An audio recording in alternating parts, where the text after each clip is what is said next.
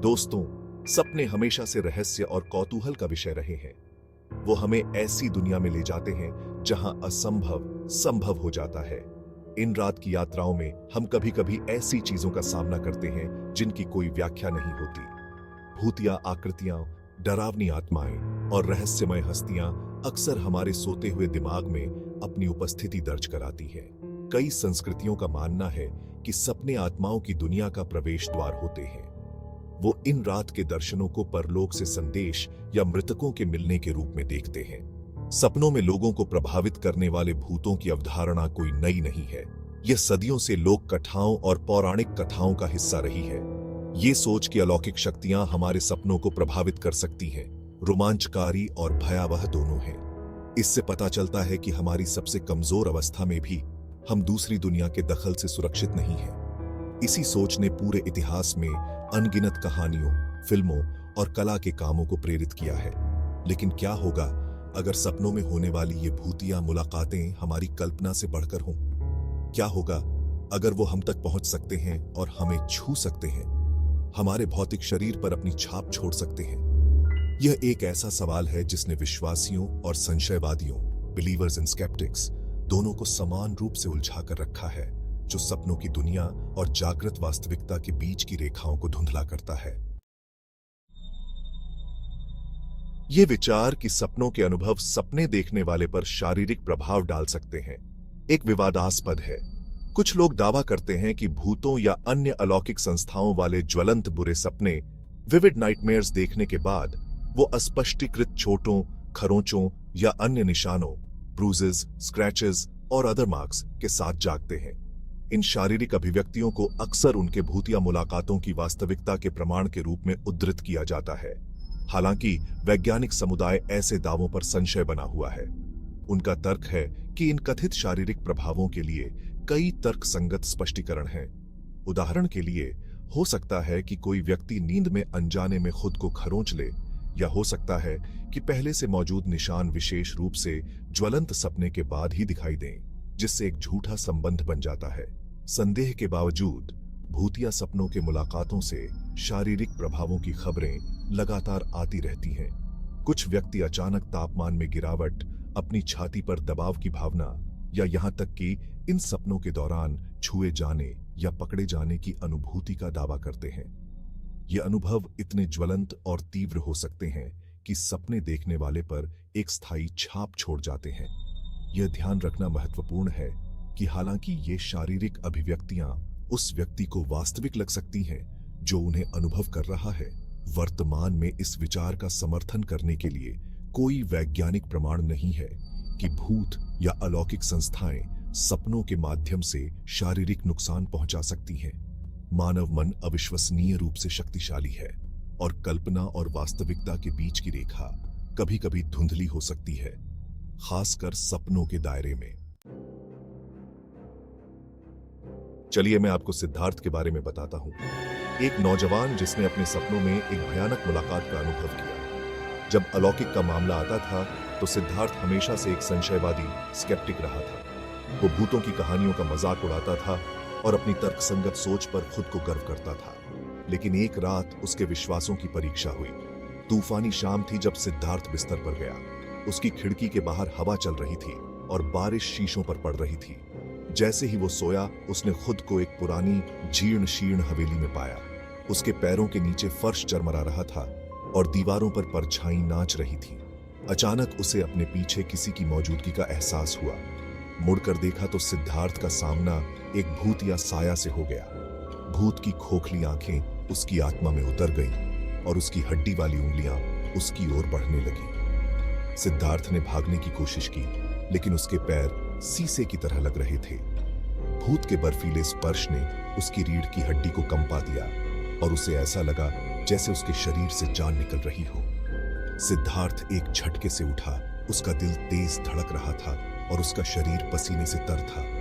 उसे डर के मारे अपने हाथ पर गुस्से वाले लाल निशान दिखाई दिए, ठीक उसी जगह जहां सपने में भूत ने उसे पकड़ा था। इस अनुभव ने सिद्धार्थ को हिलाकर रख दिया और वास्तविकता और अलौकिक की प्रकृति के बारे में जो कुछ भी वो जानता था, उस पर सवाल उठाने लगा।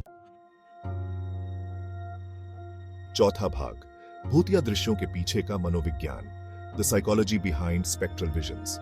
मानव मन एक जटिल और शक्तिशाली अंग है जो ज्वलंत और कभी-कभी भयानक अनुभव पैदा करने में सक्षम होता है। जब सपनों में भूतिया मुलाकातों की बात आती है तो मनोविज्ञान इन घटनाओं के लिए कई स्पष्टीकरण प्रदान करता है। एक महत्वपूर्ण कारक हमारे सपनों के अनुभवों को आकार देने में सुझाव और अपेक्षा की भूमिका है।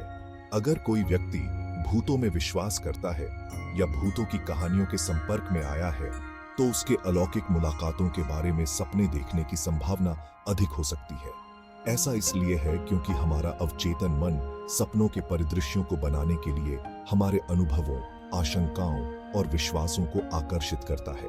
सुझाव की शक्ति इतनी प्रबल हो सकती है कि यह सपने के दौरान और बाद में हमारी शारीरिक संवेदनाओं को भी प्रभावित कर सकती है। डर इन अनुभवों को समझने में एक और महत्वपूर्ण तत्व है। जब हम डरते हैं तो हमारा शरीर एड्रेनालाइन जैसे तनाव हार्मोन जारी करता है।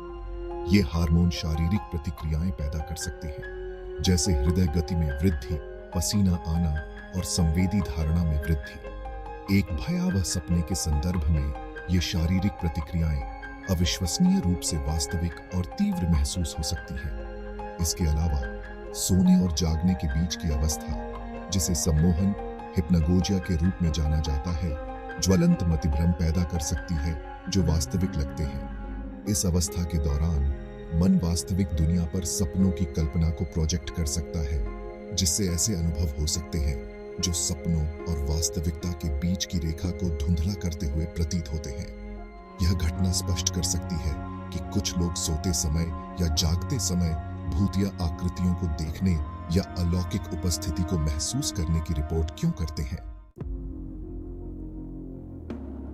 5वां भाग वैज्ञानिक स्पष्टीकरण बनाम अपसामान्य विश्वास, scientific explanations versus paranormal beliefs. भूतिया सपनों के मुलाकातों के संबंध में वैज्ञानिक स्पष्टीकरणों और अपसामान्य मान्यताओं, पैरानॉर्मल बिलीफ्स के बीच बहस जारी है। वैज्ञानिकों और संशयवादियों का तर्क है कि इन अनुभवों को मनोवैज्ञानिक और शारीरिक कारकों के संयोजन के लिए जिम्मेदार ठहराया जा सकता है। वो इन प्रतीत होने वाली अलौकिक घटनाओं के लिए तर्कसंगत स्पष्टीकरण के रूप में स्लीप पैरालिसिस, सम्मोहक मतिभ्रम, हिप्नागोजिक हेलुसिनेशंस और सुझाव की शक्ति जैसी घटनाओं की ओर इशारा करते हैं। विशेष रूप से स्लीप पैरालिसिस को अक्सर नींद के दौरान कई भूतिया मुलाकातों का कारण बताया जाता है।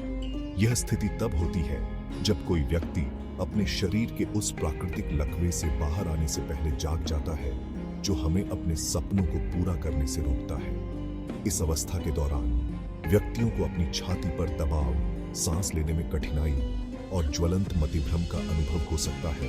ये सभी लक्षण आमतौर पर भूतिया मुलाकातों से जुड़े होते हैं। दूसरी ओर अपसामान्य में विश्वास करने वालों का तर्क है कि ये वैज्ञानिक स्पष्टीकरण कई व्यक्तियों के साझा अनुभवों या विशिष्ट विवरणों के लिए जिम्मेदार नहीं है जो कुछ लोग अपनी भूतिया मुलाकातों में बताते हैं। उनका तर्क है कि वास्तविकता के ऐसे पहलू हैं जिन्हें विज्ञान ने अभी तक समझा या मापा नहीं है और इन अनुभवों को पूरी तरह से खारिज कर देना संकीर्ण मानसिकता है। सच्चाई इन दोनों दृष्टिकोणों के बीच कहीं हो सकती है। जबकि कई भूतिया सपनों की मुलाकातों को झांत मनोवैज्ञानिक और शारीरिक प्रक्रियाओं द्वारा समझाया जा सकता है, फिर भी मानव चेतना के पहलू और वास्तविकता की प्रकृति हो सकती है जिसे हम पूरी तरह से नहीं समझते हैं। जैसे जैसे मस्तिष्क और सपने देखने के यांत्रिकी के बारे में हमारी समझ विकसित होती रहेगी, वैसे वैसे हमें इन रहस्यमय अनुभवों के बारे में नई अंतर्दृष्टि मिल सकती है। छठा भाग वास्तविकता और सपनों के बीच की पतली रेखा को नेविगेट करना, navigating the thin line between reality and dreams.